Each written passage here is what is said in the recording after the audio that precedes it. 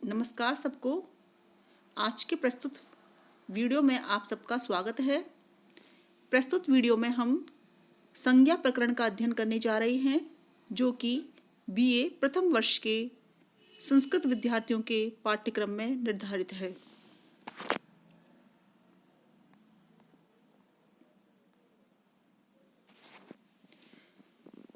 माहेश्वर सूत्र। संज्ञा प्रकरण को प्रारंभ करने से पूर्व हम माहेश्वर सूत्रों का अध्ययन करेंगे। माहेश्वर सूत्रों को प्रारंभ करने से पहले हम लघु सिद्धांत कौमुदी के प्रथम मंत्र मंगलाचरण का यहाँ पर अध्ययन कर रहे हैं, जो कि इस प्रकार है। नत्वा सरस्वतीं देवीं शुद्धां गुण्यां करोम्यहं पाणिनीय प्रवेशाय लघु सिद्धांत कौमुदीम। जैसा कि भारतीय संस्कृत साहित्य की यह परंपरा रही है कि जब भी किसी ग्रंथ की रचना की जाती है तो उससे पूर्व अपने इष्ट देव को प्रणाम किया जाता है, उन्हें नमस्कार किया जाता है, उनसे आशीर्वाद ग्रहण किया जाता है, ताकि वह रचना निर्विघ्नता पूर्वक समाप्त हो सके और लेखक तथा अध्येता के हृदय में संपूर्ण अर्थों का प्रकाशन कर सके। इसी परंपरा का निर्वहन करते हुए प्रस्तुत मंत्र में आचार्य वरदराज माँ भगवती देवी सरस्वती को स्मरण करते हुए, उन्हें नमस्कार करते हुए उनसे आशीर्वाद ग्रहण कर रहे हैं, जिसका चित्रण इस प्रकार है। आचार्य वरदराज लिखते हैं कि मैं शुद्धां गुण्यां देवीं सरस्वतीं नत्वा, मैं शुद्ध परिशुद्ध गुण्यां गुणशालिनी दिव्य गुणों से युक्त माँ भगवती देवी सरस्वती को साष्टांग नमस्कार करके पाणिनीय प्रवेशाय, आचार्य पाणिनि विरचित अष्टाध्यायी में प्रवेश करने के लिए लघु सिद्धांत कौमुदीं करोमि, प्रस्तुत लघु सिद्धांत कौमुदी नामक ग्रंथ की रचना करने जा रहा हूँ। कहने का तात्पर्य है, प्रस्तुत मंत्र की प्रथम पंक्ति में आचार्य वरदराज ने भगवती देवी सरस्वती को प्रणाम किया है, उनसे आशीर्वाद ग्रहण किया है। दूसरी पंक्ति में वे अपने ग्रंथ का नाम बता रहे हैं कि वो लघु सिद्धांत कौमुदी की रचना करने जा रहे हैं, और उस लघु सिद्धांत कौमुदी की रचना का प्रयोजन क्या है वह भी यहाँ पर बताया गया है कि संस्कृत के व्याकरणिक आचार्य पाणिनि विरचित अष्टाध्यायी में प्रवेश करने के लिए जो भी जिज्ञासु संस्कृत व्याकरण में प्रवेश करना चाहते हैं, प्रवेश की इच्छा रखते हैं, उनके लिए उनकी सुकुमार बुद्धि को ध्यान में रखते हुए आचार्य वरदराज प्रस्तुत लघु सिद्धांत कौमुदी की रचना करने जा रहे हैं। लघु सिद्धांत कौमुदी के माध्यम से व्याकरण के नियमों को जानकर और समझकर विद्यार्थी या अध्येता आचार्य पाणिनि विरचित अष्टाध्यायी को समझने में अधिक सफल हो सकता है। अर्थात वह लघु सिद्धांत कौमुदी के पश्चात यदि पाणिनि व्याकरण में प्रवेश करना चाहता है तो पाणिनि व्याकरण में प्रवेश करना उसके लिए अधिक सुलभ होगा। इसी उद्देश्य को ध्यान में रखते हुए आचार्य वरदराज ने लघु सिद्धांत कौमुदी की रचना की है। तो इस प्रकार से हमने यहाँ पर मंगलाचरण का अध्ययन किया। आगे देखिए, जैसा कि मैंने पहले ही बताया, संज्ञा प्रकरण को प्रारंभ करने से पहले हम माहेश्वर सूत्रों का अध्ययन करेंगे। माहेश्वर सूत्र क्या हैं? जैसा कि नाम से ही स्पष्ट हो रहा है, माहेश्वर सूत्र, माहेश्वर बना महेश, जो कि भगवान महेश, भगवान महादेव, शिव से संबंधित हैं। ऐसे सूत्र माहेश्वर सूत्र कहलाते हैं। ये माहेश्वर सूत्र कितने हैं? 14। एक तरह से माहेश्वर सूत्र को समझना संस्कृत वर्णमाला को समझने के समान है। संस्कृत वर्णमाला ही माहेश्वर सूत्रों में निबद्ध की गई है। इन 14 सूत्रों के माध्यम से हम संस्कृत वर्णमाला को आसानी से समझ सकते हैं, उन्हें हृदयंगम कर सकते हैं। देखिए, अ ई ऊण, रील ऋक, ए ओंग, ऐ औच, हय वरट, लण, य मंगण नम, झ भय, घड़ धश, जब गड़ दश, खफ छठ थच टतव, कपय श स सर हल। इति माहेश्वराणि सूत्राणि, ये 14 माहेश्वर सूत्र कहलाते हैं। अणादि संज्ञा अर्थानि, और इनके नाम क्या है? इन्हें अण आदि संज्ञा के नाम से जाना जाता है। अण आदि इनकी संज्ञाएं हैं। ये 14 माहेश्वर सूत्र हैं जिनकी अण आदि संज्ञाएं हैं। एषाम अन्त्यः इतः, दूसरी विशेषता क्या है माहेश्वर सूत्रों की? एषाम अन्त्यः इतः, इन माहेश्वर सूत्रों के अंतिम वर्ण कैसे हैं? इत संज्ञक हैं। इत क्या होता है? आगे जब हम संज्ञा प्रकरण पढ़ेंगे तो आपको समझ में आएगा कि इत संज्ञक क्या होता है।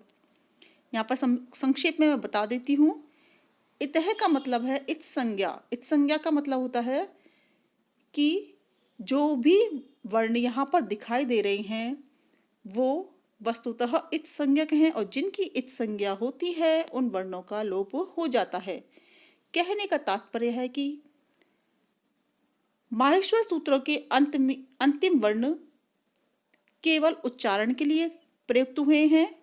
इनका वस्तुतः कोई खुद का अस्तित्व नहीं है। हकार आदिषु अकार है उच्चारणार्थ। हकार आदिषु, ये जो व्यंजन वर्ण है, हल वर्ण है, हकार आदि, इनमें जो अकार है वो केवल उच्चारण के लिए प्रयुक्त हुआ है। वस्तुतः हकार में हा हलंत वाला होता है।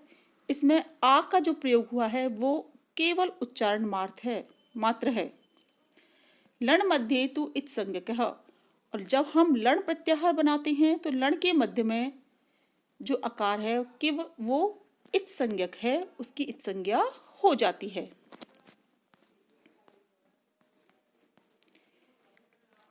अब हमने देखा कि ये 14 माहेश्वर सूत्र हैं। इन 14 माहेश्वर सूत्रों में संपूर्ण वर्णमाला निहित है।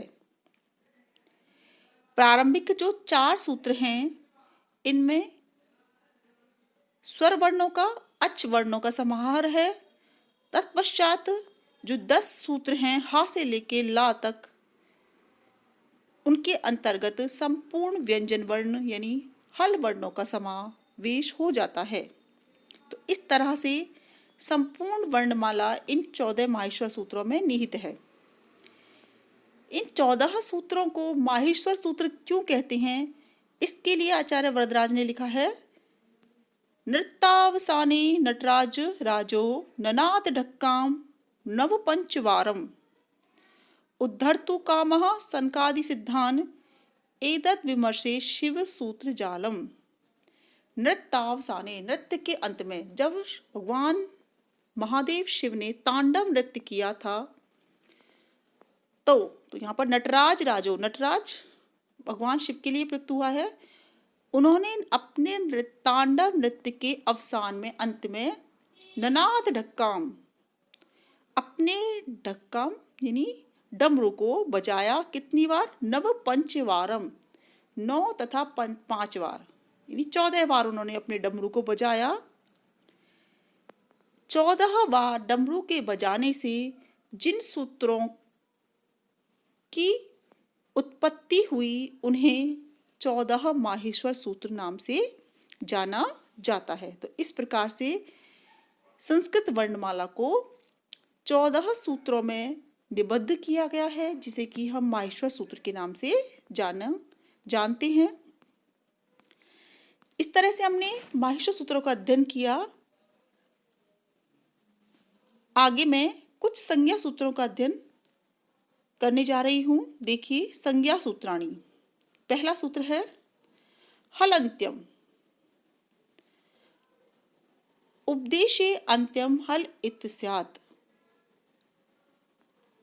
उपदेश की अवस्था में अंतिम हल, हल यहाँ पर व्यंजन वर्ण के लिए है, तो अंतिम व्यंजन वर्ण कैसा होता है? इत स्यात्, इत संज्ञक होता है। उपदेश की अवस्था में स्थित अंतिम हल वर्ण इत संज्ञक होता है। अब उपदेश क्या है?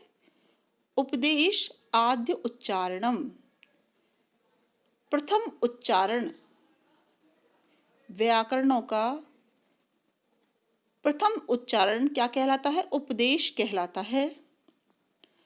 सूत्रेषु अदृष्टम पदम सूत्र अंतराद अनुवर्तनीयम सर्वत्र। आगे लिखते हैं, सूत्रेषु अदृष्टम पदम। जब हम सूत्रों का अध्ययन करते हैं, सूत्रों पर विचार करते हैं, तो क्या करना चाहिए? सूत्रेषु, सूत्रों में, अदृष्टम पदम, जो पद दिखाई नहीं देता। सूत्र का तात्पर्य यही है, संक्षेप में कहना। तो आवश्यक नहीं कि सूत्र के अंतर्गत सभी पदों का समावेश हो।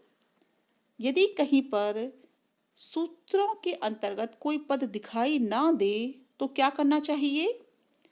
सूत्र अंतराद, अन्य सूत्र से अनुवर्तनीयम, उसको ले लेना चाहिए, समावेश उसका कर लेना चाहिए, सर्वत्र यानी हमेशा यह करना चाहिए। तो उपदेश की अवस्था में स्थित अंतिम हल वर्ण की क्या होती है? इत संज्ञा होती है। अगला देखो, अदर्शनम लोपः।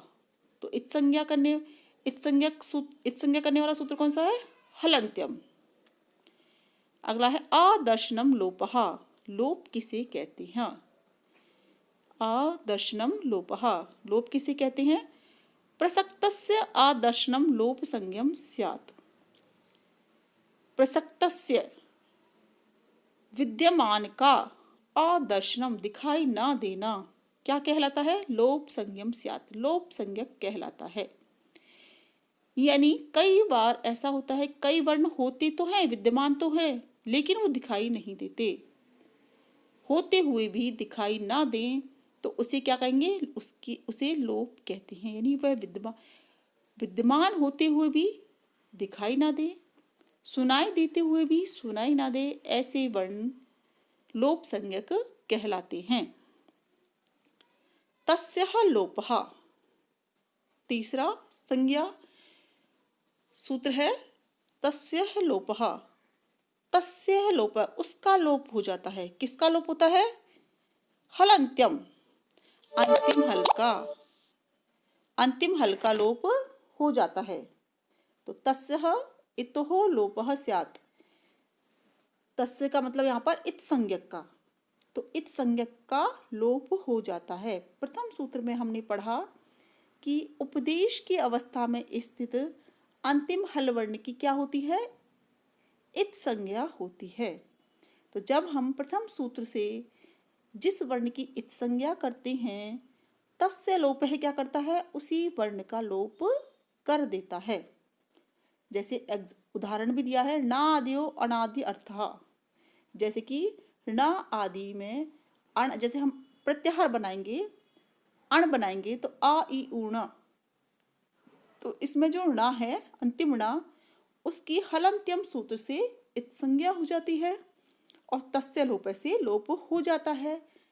इस प्रकार अण प्रत्याहार के अंतर्गत किन किन वर्णों का समावेश होगा, आ ई और उ का, ण का समावेश नहीं होगा।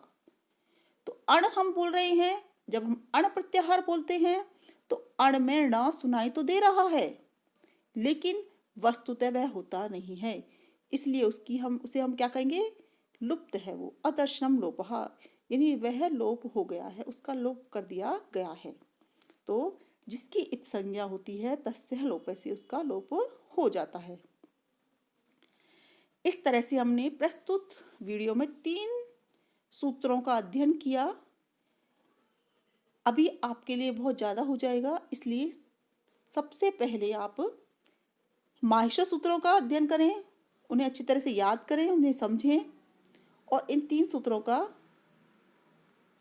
को आत्मसात करें। तदुपरांत हम चतुर्थ सूत्र से अगली वीडियो में अध्ययन करेंगे।